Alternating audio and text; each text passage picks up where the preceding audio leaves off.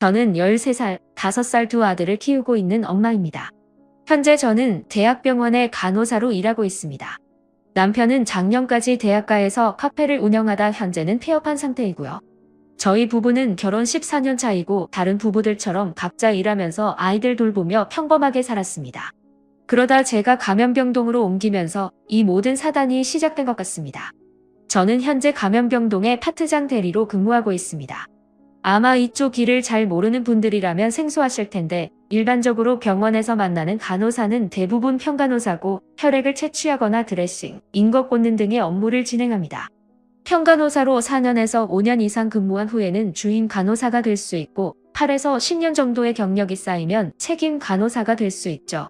지금 제가 하고 있는 업무가 책임 간호사 중에서 경력이 많은 사람이 수간호사를 대리하는 역할인데요.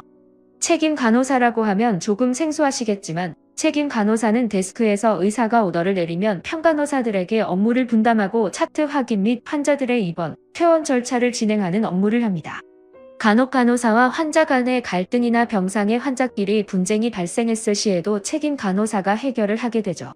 그리고 그 다음이 간호 경력이 18에서 20년 정도가 되면 수간호사로 진급할 수 있는데 수간호사는 외과, 수술, 응급, 외래 등의 한 파트의 간호사를 모두 관리하는 직책이라 파트장이라고도 합니다. 현재 저희 병원 같은 경우는 한 파트에 책임 간호사가 3명이 있다면 수간호사는 한 분이 계시는데 책임 간호사까지만 해도 데이, 이브닝, 나이트 근무를 나누어서 돌아야 하지만 수간호사가 되면 주로 데이 때 병동을 지킬 수 있죠. 그리고 이런 수간호사가 없는 시간에 경력이 많은 책임 간호사가 수간호사 역할을 대신하는 게 바로 파트장 대리입니다. 올해 1월 제가 근무하는 병원이 감염병 전담 병원으로 지정되며 모든 일이 시작되었습니다. 감염병동이 힘든 일이라는 이야기는 많이 들었지만 감염병동 지정이 되던 1월만 해도 코로나가 잠잠해지는 시기였고 제가 있는 지역은 코로나 확진자가 광역시 중 제일 낮은 수치였습니다. 그리고 그때 감염병동의 수간호사 대리의 역할을 수행하는 파트장 대리 자리가 비었다는 이야기를 듣고 책임 간호사 중에도 경력이 높은 편이었던 저는 욕심을 내서 그 자리로 가게 되었습니다. 물론 저의 승진에 대한 욕심도 있었지만 제가 제 욕심만으로 그런 결정을 한 건 아니었습니다. 코로나로 대학교의 수업들이 온라인 강의로 대체되면서 대학가에 있던 남편 카페는 점점 운영이 어려워졌고 결국 가게세를 내는 것조차 어려워져 작년 말에 폐업을 했습니다. 남편은 권리금도 제대로 못 받고 접은 것 같다며 속상해했지만 저는 이 기회에 차라리 아이들과 시간을 더 보내면 좋겠다고 했죠. 사실 저도 말은 그렇게 했지만 집대 출금에 차할부에 아이들 학원비도 그렇고 매달 고정적으로 지출이 나가는 상황에 걱정이 많았는데 감염병동에서 근무하면 인센티브 지급이 이뤄진다니 주저없이 감염병동을 선택하게 되었죠. 물론 가족들은 걱정을 했지만 제가 실질적으로 환자를 간호하는 업무도 아니고 항상 방호복을 착용하기 때문에 안심하라며 가족을 설득했습니다. 그렇게 한 달 정도는 큰 탈 없이 지나가는 듯 했는데 2월이 지나면서 코로나 변이로 인해 급격하게 확진자가 늘기 시작했고 제 업무도 같이 늘어났습니다. 그 후로 꾸준히 늘어나는 확진자 추세의 병동은 교대라는 의미가 없을 정도로 바빠졌습니다.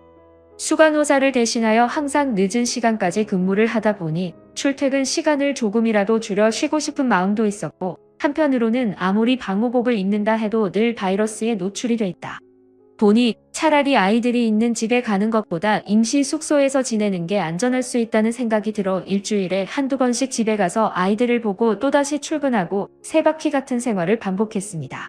저는 제가 집을 비우면서도 남편의 외도 같은 건 의심도 안 할 정도로 이 사람을 믿었습니다. 늘 작은 아이의 스케줄에 맞춰 함께 해주고 큰 나이 학원도 꼼꼼하게 챙겨주며 저보다 더 열성적으로 아이들을 챙겨주었으니 말이에요. 그러다 제가 이상함을 느낀 건 아이의 핸드폰 사진을 보다가였습니다.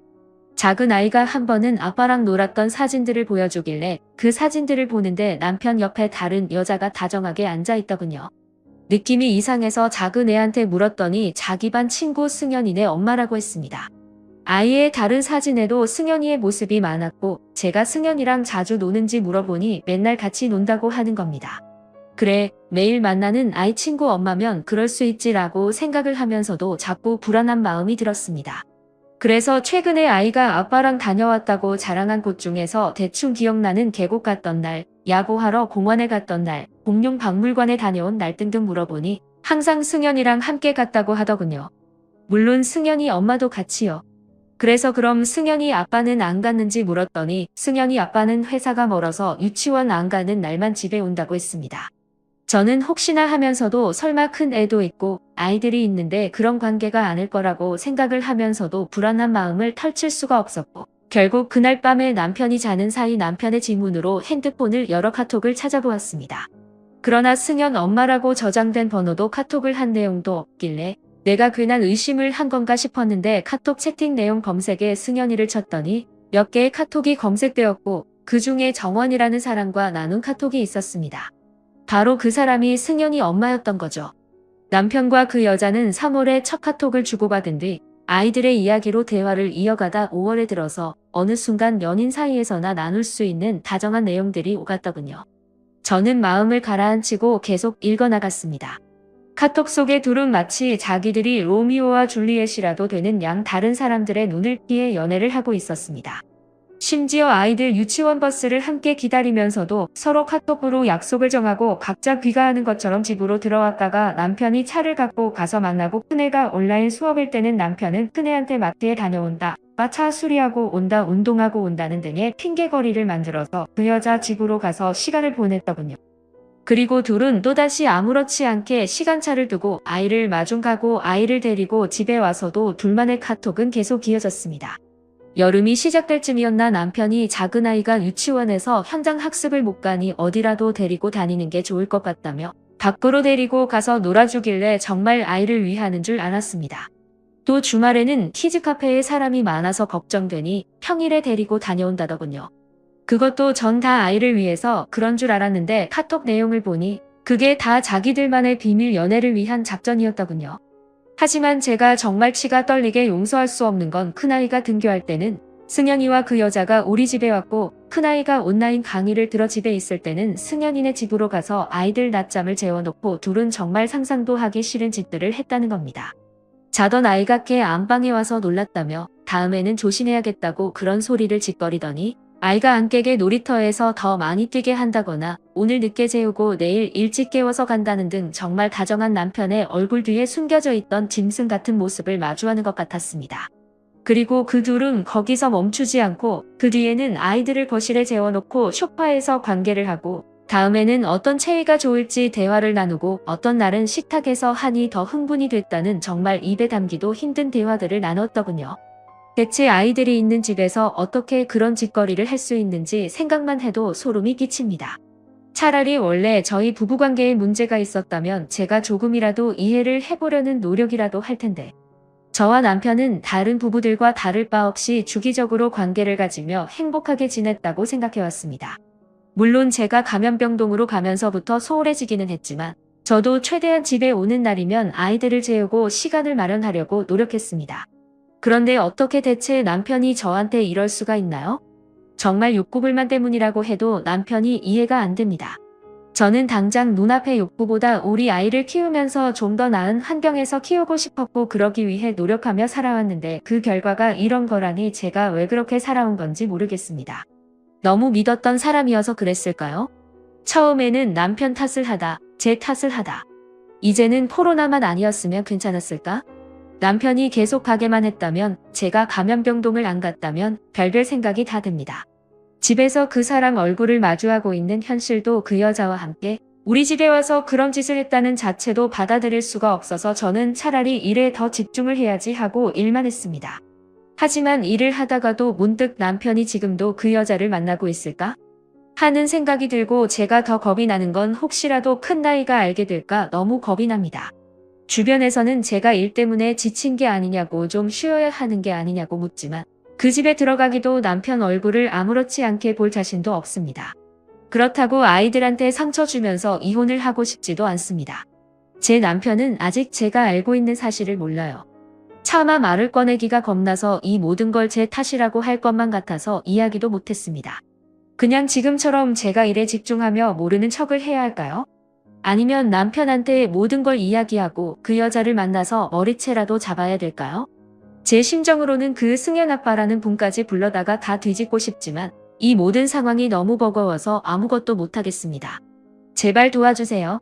다음 사연입니다. 안녕하세요. 저희 부부는 6살, 3살 남매를 두고 있습니다. 제가 오늘 이렇게 사연을 쓰는 이유는 아내가 리니지를 하느라 모든 살림을 내팽겨치고 있습니다. 제가 오버한다 생각하실 수도 있지만 저도 처음부터 이랬던 건 아닙니다. 오히려 결혼 전에도 아내가 핸드폰 게임을 하는 건 알고 있었고 저도 어릴 때 리니지를 해봤으니까 그럴 수 있다고 생각했습니다. 근데 이건 선을 넘어도 너무 넘은 것 같습니다. 저는 택배 일을 하고 있는데 일반적으로 집으로 배송해주는 택배가 아니라 간선 상하차라고 하는 일이라 저녁에 나가서 아침에 들어옵니다. 새벽에 고속도로를 운전해 보신 분이라면 큰 택배차가 이동하는 걸 보셨을 수도 있는데 제가 하는 일이 바로 그 일입니다. 보통 밤 9시쯤 집화가 되면 지역마다 분류해서 대전, 옥천, 본지역 등 큰 터미널로 가게 됩니다. 저는 대전으로 이동해 택배를 내려주고 다시 우리 지역으로 가야 하는 택배를 싣고 옵니다. 집으로 배송을 할 택배기사들이 택배를 가져가면 남은 물건이 없는지 확인하고 마무리하는데 집에 들어오면 아침 9시에서 10시쯤 됩니다. 매일 해 질 때 출근하고 해 뜨면 퇴근하다 보니 집에서 함께 할 수 있는 시간이 많이 부족했던 건 맞지만 다른 기술이 있는 것도 아니고 요즘 같은 시대에 월 600 이상 벌 수 있는 일들도 많지 않기 때문에 저는 천직이라고 생각하며 하고 있습니다. 오히려 다른 집 아빠들처럼 아이들하고 주말에 여행 가고 저녁에 외식하러 가는 것들도 못 해주고 항상 아이들도 아내가 혼자 봐야 하니 미안한 마음이 더 컸죠. 그래서 변명이라면 변명이지만 아내가 게임을 하는 건 알았지만 아이들 어린이집 갔을 때나 아이들 자고 나면 밤에 혼자니까 심심해서 하는 거라고 생각했습니다. 아내는 큰애가 12개월 지났을 무렵부터 어린이집에 보내더니 낮에 제가 퇴근해서 자고 있으면 항상 같이 자길래 피곤한가 보다 했고 그러다 둘째가 생겼습니다. 초반에는 산후도우미를 쓰다가 나중에는 장모님께서 오셔서 둘째가 6개월 될 때까지 봐주셨고 저도 매달 150만 원씩 장모님께 드렸고요.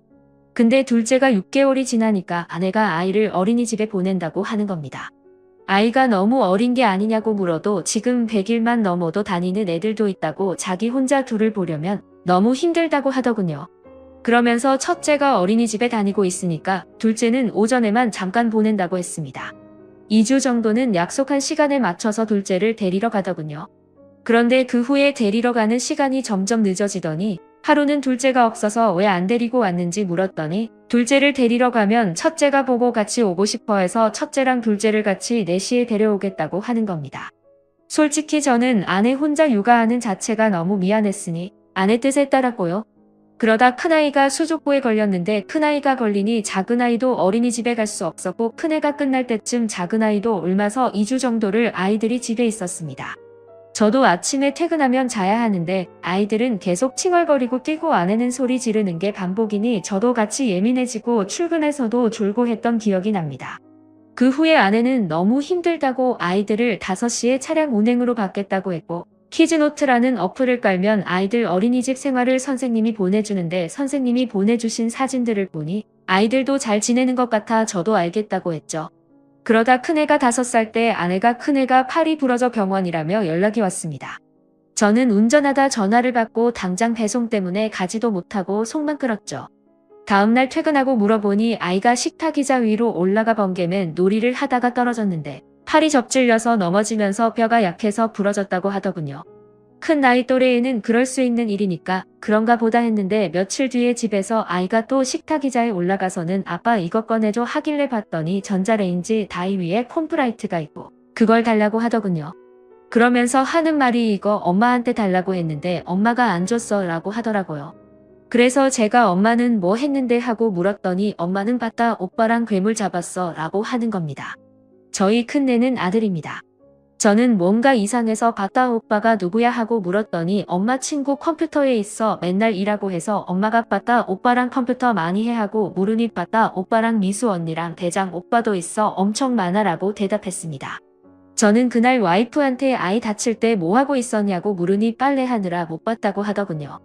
그래서 진우가 그러는데 컴퓨터 하고 있었다며 그리고 빠따는 또 누구고 미소는 누군데 물었더니 나랑 같이 게임하는 사람들인데 근데 게임 때문에 진우가 다친 건 아니야. 내가 진우한테 가려고 하는데 진우가 먼저 떨어진 거야 라고 하는 겁니다. 대체 이게 말이나 되는 얘기인지 말이 길어지면 싸울 것 같아서 우선은 알았다고 했습니다. 그리고 저랑 같이 일하는 동생 중에 리니지를 하고 있는 동생이 있어서 너도 게임하는 사람들하고 컴퓨터로 대화하고 연락하냐고 물었죠. 그랬더니 자기는 그냥 자동 사냥만 돌려놓고 성일 사람들이 거의 디스코드라는 통신을 하면서 보스를 잡는다고 하는 겁니다. 저도 고등학생 때 리니지를 해봤으니까 성혈이 어떤 건지 알고 있었지만 그때까지만 해도 그냥 아내가 스트레스 받으니 그런 걸로라도 스트레스를 푸는가 보다 했습니다. 그때 차라리 모든 걸 따졌어야 했는데 그 후에 어린이집에서 가을 소풍을 가게 되었고 아이는 아침부터 들떠서 어린이집으로 갔습니다. 그날 저녁 선생님이 보내주신 소풍 사진을 봤더니 우리 아이만 혼자 원복이 아닌 다른 옷을 입고 갔더군요. 여기까지는 그럴 수 있다 생각했는데 개인 알림장에 아이가 오늘 점심을 안 가져와서 아내에게 여러 번 전화를 했는데도 받지 않아 선생님이 받은 김밥을 먹었다고 하는 겁니다. 정말 너무 화가 났습니다. 그전에도 진우가 도시락을 안 갖고 가거나 도시락을 안 닦아와서 어린이집 식판으로 밥 먹었다고 하는 선생님 알림장을 본 적이 있었지만 그날만큼은 아침까지도 소풍 생각하며 설레던 아이를 생각하니 더 참을 수가 없었습니다. 도저히 일이 손에 잡히지 않아 하차 작업만 마치고 아침 7시쯤 집에 갔습니다. 어차피 주말이라 아이들 어린이집도 안 가니 아내와 얘기를 좀 해야겠다는 생각이 들었죠. 집에 들어가니 아내는 컴퓨터 앞에 앉아 헤드셋을 끼고 제가 온 줄도 모르고 게임하고 있더군요. 저는 현관에 서서 그냥 가만히 지켜봤습니다. 그랬더니 평소 아이들 대할 때와는 360도 다른 모습으로 언니 오빠 하오 하면서 이제는 어디로 간다. 뭐 잡으러 간다. 저기 어디에 있다고 하면서 빨리 와달라고 신나서 게임만 하더군요. 잠깐 하다 말겠지 싶어서 그냥 지켜보고 있었습니다. 아이들은 거실 바닥에 누워 자고 있고 TV는 어린이 만화 채널이 틀어져 있고 바닥에는 치킨의 햇반. 제가 아침에 퇴근하면 안방에서 자야 되는데 아이들이 잘 때 엄마랑 같이 자고 싶어 해서 아이들을 거실에 재운다고 했습니다. 그러면서 매일 아이들이 12시, 1시까지도 안 잔다고 힘들다고 이야기했었죠. 정말 그 말을 믿었는데 지금 눈앞의 현실을 보며 당장이라도 컴퓨터를 가져다 베란다로 던져버리고 싶었습니다. 얼마나 지났나 아내가 헤드셋에 대고 주말이라 물량이 많아서 좀 늦나봐. 이것까지만 잡고 자야지 하고 얘기하고는 오늘은 남편 쉬는 날이라 못 오니까 내일 저녁에 올게. 무슨 일 있으면 톡 줘 라고 얘기하더군요. 그리고도 한참을 게임을 하는데 둘째 아이가 깨서 칭얼거려도 보지도 않다가 아이가 저를 보고 아빠 하고 저한테 오니 언제 왔어? 하고는 급하게 뭐라 채팅을 치고는 게임을 끄고 저한테 오더군요. 저는 화가 나서 나는 내가 퇴근해서 잘 때 당신이 자는 게 애들 때문에 피곤해서 그런 줄 알았어. 근데 나 없을 때 애들은 저렇게 두고 매일 게임했냐? 그놈의 게임하느라 애들 어린이집 준비물도 안 챙겨보내고 하자 아내는 나 진짜 오늘만 주말이라 한 거야. 애들도 다 자고 나도 조금만 한다는 게 오늘 애들 어린이집도 안 가고 하니까 늦어진 거지 나 절대 아니야. 라고 얘기했습니다. 그래서 나는 지금 이 시간까지 애 있는 엄마가 모르는 사람들하고 게임하는 것도 이해가 안 되고 그동안 안 했다고 해도 내가 이 꼴을 보고 도저히 못 믿겠으니까 저 사람들하고 무슨 톡을 하고 뭘 하는지 카톡 보여줘 라고 하니 아내는 핸드폰은 사생활인데 지금 고작 이런 걸로 나한테 핸드폰을 보여달라고? 지금 제정신이야? 라고 했습니다. 저도 처음에는 그냥 어떤 사람들하고 게임을 하는지 확인해보고 싶은 정도였는데 내가 더 흥분해서 화를 내니 저도 더 화가 나더군요. 그래서 제가 지금 내가 저기 저 대화하는 사람들한테 가서 헤드셋 끼고 물어볼까? 네가 언제부터 했고 매일 얼마나 게임하는지? 네가 애들은 이렇게 내팽개치고 게임하는 거 저 사람들도 아냐? 아님 저 사람들도 다 저렇게 게임하는 거냐? 하고 이야기하니 아내는 저 사람들도 다 가정 있고 멀쩡한 사람들이야. 그리고 게임하는 게 그렇게 잘못됐니? 하고 오히려 적반하장으로 나오더라고요. 저도 더는 대화할 필요가 없다고 생각해서 게임을 찾아 켜고 헤드셋 끼고 만지작거리자 아내는 갑자기 미안하다고 자기가 잘못했다고 했습니다. 그래서 전 그럼 당장 저 사람들하고 하는 카톡을 보여달라고 했고 아내의 진실을 알게 됐죠. 아내는 3년 전부터 게임을 하고 있었습니다. 첫째를 일찍 어린이집 보내고서는 제가 자는 사이 낮에도 게임을 했고 심지어 둘째를 임신해서도 게임을 했습니다. 그리고 그 후에는 제가 일하는 동안 저녁부터 새벽까지 게임을 하고 낮에는 애들 어린이집 보내고 자고 이 생활의 반복이었던군요. 그리고 심지어 주말에 한 번씩 아이들 데리고 키즈카페에 다녀온다며 나가서도 아이들은 놀려놓고 본인은 핸드폰으로 게임을 하며 아이들끼리도 잘 논다고 사진 찍어 올리고 아이들끼리 놀다 다치면 다쳤다고 사진 찍어 올리고 저한테는 어린이집에서 다쳐왔다고 했던 상처들도 사실은 집에서 애들끼리 놀다 다친 상처였더군요. 그리고 그 중에는 게임 머니를 판다는 사람도 함께 있었는데 제가 지금껏 아이들 어린이집 비용이라고 생각하고 보낸 돈이 그 사람 계좌였다는 것도 그날 알게 됐습니다. 아이들이 어린이집 다니고 나서 아내는 아이들 어린이집 비용이라며 큰애는 간식값 9만원, 현장 학습비 9만원, 특별활동 3과목 비용 11만원, 교재비 3만원, 차량 운행비 4만원까지 총 36만원을 입금하라고 했고 둘째는 교재비를 제외한 33만원을 입금하라고 해서 저는 아예 매달 69만원을 자동이체 시켜놨습니다. 키즈노트에도 아이들 사진을 보면 현장 학습도 가고 매일 간식 먹고 특별활동도 하고 있으니 정말 한치의 의심도 없었습니다. 그런데 이게 다 게임 머니 판매하는 사람한테 게임 머니를 받기로 하고 계좌이체를 해준 내용이더군요. 이뿐만이 아닙니다. 아내가 게임 머니가 부족하니 카드로 게임 머니를 살 수 있는 방법을 물어봤고 그 방에 있는 사람들은 편의점에서 구글 기프트 카드를 사서 충전하면 된다고 알려줬더군요. 한 번은 아내가 편의점에서 20만원 정도를 결제했길래 물어보니 아이들 어린이집에 간식을 보내는데 요즘은 일반 아이스크림 같은 건 먹지도 않는다고 하겐다즈 컵 아이스크림을 사서 보냈다고 하는 겁니다. 그때까지만 해도 저는 아내가 아이들한테 좋은 것만 먹이고 입힌다고 생각해서 그럴 수 있다고 생각했습니다. 그 뒤에도 몇 번 편의점에서 10만원, 20만원씩 결제되는 내역들이 있었고 매번 아이들이나 어린이집 선생님들께 간식 사다 드린 거라고 아이들 엄마 만나서 지난번에 얻어먹어서 자신이 쏜 거라고 해서 그러려니 했는데 그게 다 지금까지 편의점에서 구글 기프트 카드를 사서 게임 머니를 충전한 거더군요.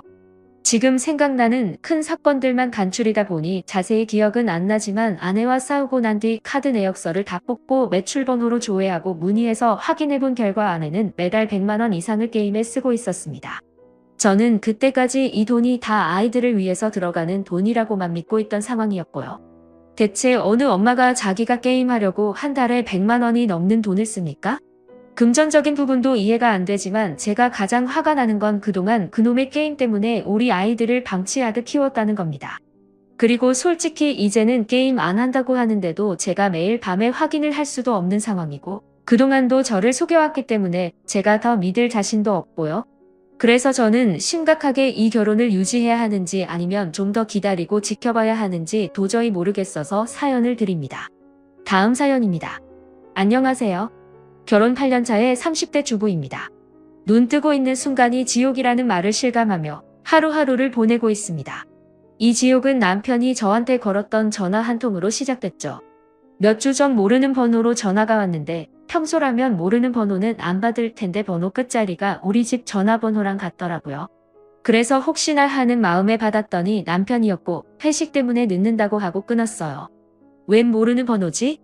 하면서도 남편이 집에 오면 물어봐야지 생각했죠. 그날 저녁 남편이 들어왔길래 저는 핸드폰 번호 바꿨냐고 물어봤고 남편은 오히려 저한테 무슨 소리냐고 묻더라고요. 아까 나한테 전화한 번호 모르는 번호던데? 이야기를 하니 남편이 자기 핸드폰을 확인하고는 그거 아까 내가 핸드폰 놓고 가서 직원 걸로 빌려서 했어. 라며 이야기를 했어요. 그래서 제가 근데 우리 집 뒷번호랑 전화번호가 똑같던데? 하고 물어보니 남편은 그게 정확히 직원 건 아니고 회사에서 직원들 사용하게 업무용 핸드폰을 만들었는데 내가 만든 거라 그냥 내가 기억하기 쉬운 번호로 했어. 라고 했습니다. 회사 핸드폰이라 근무 중에는 갖고 있고 퇴근할 때는 회사에 반납하고 온다길래 저도 별 의심 없이 넘어갔습니다. 그리고 다음 날 택배 받을 게 있어서 전화를 기다리다 부재 중 전화를 보고 다시 전화해 본다는 게 실수로 어제 남편이 저한테 걸었던 전화로 걸게 된 거죠.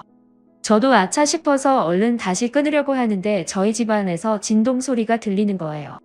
남편이 실수로 회사 핸드폰을 집으로 가져왔구나 싶어서 핸드폰 충전이라도 해놓으려고 핸드폰을 찾아보니 남편 핸드폰에서 진동이 울리고 있었습니다. 몇 번을 확인해봐도 분명히 이건 남편의 번호가 아닌데 남편의 핸드폰에서 전화가 울리니 당황스러웠죠. 저는 얼른 전화를 끊고 남편 핸드폰을 봤습니다. 분명 핸드폰은 남편께 맞는데 안에 내용이 제가 알던 남편 폰이 아닌 거예요. 원래 남편 카톡 프로필은 우리 아이들 사진인데 프로필 사진도 이상하고 그래서 핸드폰이 바뀐 건가 해서 통화 내역을 확인해 보려고 열었더니 제가 걸었던 부재 중 기록에 찍힌 이름이 박충희, 순간 멍해졌습니다. 모르는 사람이라면 제 번호를 이렇게 저장해 놓을 리 없고 이게 정말 남편 핸드폰이라면 저를 정말 저렇게 생각하는 건지 그리고 대체 번호는 어떻게 된 건지 머리가 너무 복잡했죠. 그때 남편이 거실에서 애들하고 같이 있었는데 차마 물어볼 자신이 없어서 부재중 기록만 지우고 핸드폰을 다시 넣어두었습니다. 그리고 인터넷을 통해 하나의 핸드폰으로 두 개의 번호를 사용할 수 있는 기능이 있다는 걸 알게 되었고 저는 남편이 자는 사이에 남편의 핸드폰을 열어보았습니다. 평소 제가 알고 있던 남편의 핸드폰이었습니다. 저는 인터넷에서 본 대로 핸드폰에서 찾아서 두 번째 번호의 계정으로 들어갔습니다. 저번에 본 그 핸드폰이 맞더군요. 그리고 두 번째 번호의 핸드폰 속에는 그동안 남편의 추악한 행실들이 모두 저장되어 있었습니다. 남편은 지금까지 두 번째 번호를 사용해 더러운 짓들을 하고 다녔더군요. 카톡에는 조건 만남하자는 여자애들부터 마사지, 오피스걸이란 여자들이 잔뜩 추가되어 있었고 실제로 그 여자애들하고 주고받은 카톡도 잔뜩 했습니다. 그 중에는 돈 얘기만 하다 끝난 것도 있고 실제로 약속을 잡고 가서 만난 적도 많더군요. 그리고 가장 충격적인 건 회사 점심시간에 나가서 그 짓을 하고 왔다는 겁니다.